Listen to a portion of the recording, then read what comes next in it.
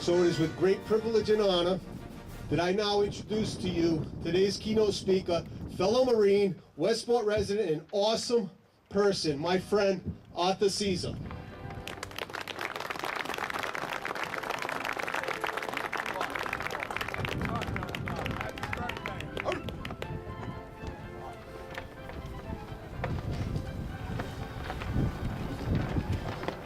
Revered Chaplain, honored guests,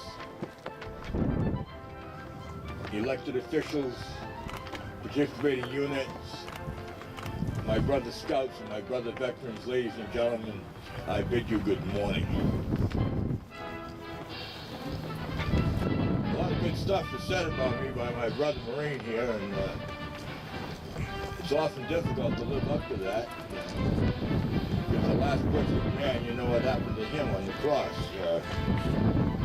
I feel very humbled to be here today among all of you veterans, and I'm especially humbled to be standing on this sacred ground where many veterans sleep every night, those who eternally rest. I'm extremely pleased to see all of you here this morning. Today, so many folks have other priorities and they kind of forget about it. The old adage is always, not the American way, but somehow it's creeping into our society. Let the other guy do it. So I was looking around for some stuff, and I had just put on a brand new hat that said USMC, you know, the few, the proud. In my eye, I caught a glimpse of the wheelchair, and there was a blanket over this young fella's lap, a red blanket with the Eagle Globe and anchor on it. So and he was being pushed by a lady and followed by a man, and I went over and I said, are you a Marine? And the kid turned. He had scars down his side of his face, and he couldn't answer very well. And his mother said, this is Sergeant Eddie Ryan, United States Marine Corps Scout Sniper, just home from Iraq.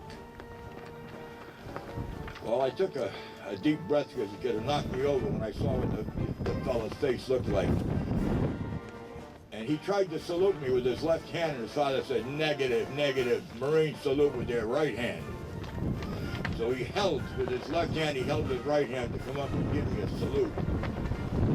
I mean, ladies and gentlemen, I'm a pretty hard guy, but you could have knocked me over with a feather. I had a nice conversation with his mom and dad, and that's how I met Sergeant Eddie Ryan, and I am friends with them today. We correspond almost every week. I returned to my car. I get emotional about this. I returned to my car that day, this tough old Marine. I sat in my car and I sobbed uncontrollably for a half an hour because I saw the sandbox.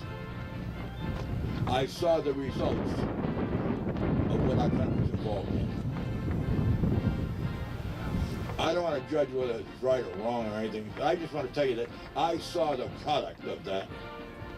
My dear friend, Eddie Ryan. We should be so thankful to be Americans. President Ronald Reagan said it best. America is like a shining city on a hill. That's what we should be. Veterans helping veterans is nothing new. I was reading my daily reader the other day, and this stuck out at me, and I think it's of interest. Sergeant Richard Kirkland was a Confederate soldier in the United States Civil War. When the Union failed charge at Marye's Heights during the Battle of Fredericksburg left wounded soldiers abandoned in no man's land, Sergeant Kirkland got permission to help them. Collecting canteens, he leaped the stone wall, bent over the first soldiers to lend assistance at great personal risk. And that continued and continued, and he was ever known as the Angel of Marye's Heights. It's service above self. What can you do to continue to keep America that shining city? Thank you very much. God bless America.